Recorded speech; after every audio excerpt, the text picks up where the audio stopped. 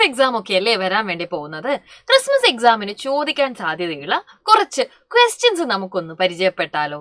ഈ ചോദ്യങ്ങൾ മിസ് പറഞ്ഞിരിക്കുന്നതിന് നിങ്ങൾക്ക് നോക്കിക്കഴിഞ്ഞാൽ ഇതിനകത്ത് തന്നെ ഉത്തരവും കാണാം. അപ്പൊ കൂട്ടത്തിലുള്ള തെറ്റുത്തരങ്ങളിൽ നിന്ന് നിങ്ങൾ എന്ത് ചെയ്യണം? ശരിയായിട്ടുള്ള ഉത്തരം കണ്ടുപിടിക്കണം. അപ്പൊ തയ്യാറാണോ? നമുക്ക് ഓരോ ചോദ്യങ്ങളായിട്ട് നോക്കാവേ. ആദ്യത്തെ ചോദ്യം, നന്നായി വളരാൻ എങ്ങനെയുള്ള ആഹാരമാണ് നമ്മൾ കഴിക്കേണ്ടത്? നന്നായിട്ട് നിങ്ങൾക്ക് വളരണം. നന്നായി വളരണം എന്ന് പറയുമ്പോൾ നല്ലപോലെ ആരോഗ്യത്തോടെ നല്ല ബുദ്ധിശക്തിയോടെയൊക്കെ നിങ്ങൾക്ക് വളരേണ്ടേ. അതിനായിട്ട് നിങ്ങൾ എങ്ങനെയുള്ള ഭക്ഷണമാണ് കഴിക്കേണ്ടത്?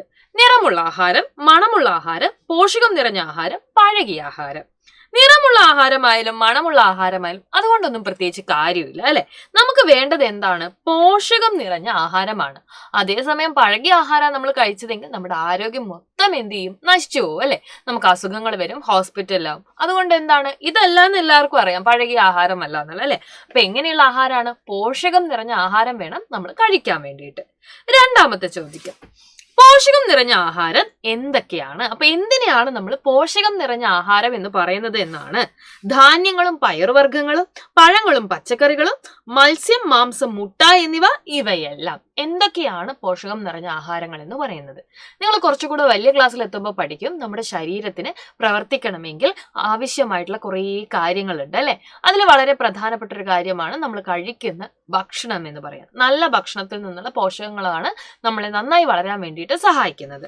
അതിനായിട്ട് നമ്മൾ ധാന്യങ്ങളും പച്ചക്കറികളും കഴിക്കേണ്ടതുണ്ട്, പയറുവർഗ്ഗങ്ങൾ കഴിക്കേണ്ടതുണ്ട് അല്ലെ. അതേപോലെ മത്സ്യം, മുട്ട എല്ലാം നമ്മൾ കഴിക്കേണ്ടതുണ്ട്. അതുകൊണ്ട് തന്നെ ഇത് മൂന്നും ശരിയായത് കൊണ്ട് തന്നെ യഥാർത്ഥ ഉത്തരം എന്ന് പറയുന്നത് എന്താണ്? ഇവയെല്ലാം എന്ത് ചെയ്യുന്നുണ്ട്? ഉൾപ്പെടുന്നുണ്ട്. അപ്പൊ ഇതാണ് ശരി ഉത്തരം എന്ന് പറയുന്നത്. അടുത്ത ചോദ്യം നോക്കണേ. ധാന്യങ്ങളിൽ ഉൾപ്പെടുത്താത്തത് ഏതാണ്? അരി, ഗോതമ്പ്, തക്കാളി, റാഗി.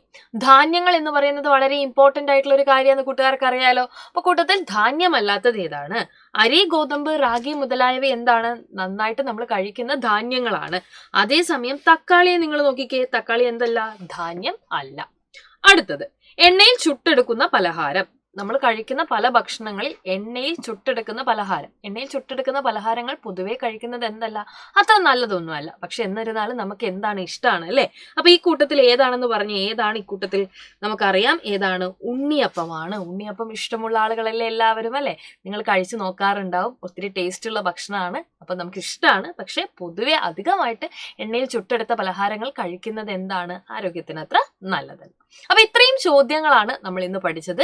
ഇതുപോലെ കുറെ ചോദ്യങ്ങൾ ഉണ്ടാവും അല്ലെ. ഇത്തരത്തിലുള്ള ചോദ്യങ്ങളൊക്കെ ആയിട്ടാണ് ടീച്ചർമാർ എന്ത് ചെയ്യുന്നത്? ലൈവ് ക്ലാസ്സസിൽ വരുന്നത്. അപ്പൊ നിങ്ങൾ ചെയ്യേണ്ട കാര്യം കൃത്യമായിട്ട് ലൈവ് ക്ലാസ്സസ് കാണുക, ടീച്ചർമാരോട് ഡൗട്ടൊക്കെ ഉണ്ടെങ്കിൽ ചോദിക്കുക. അപ്പൊ ക്രിസ്മസ് എക്സാമിന് നമുക്ക് നന്നായിട്ട് മാർക്ക് മേടിക്കണം. അപ്പൊ അടുത്ത ദിവസം നമുക്ക് വീണ്ടും കാണാം. അതുവരെ ബൈ.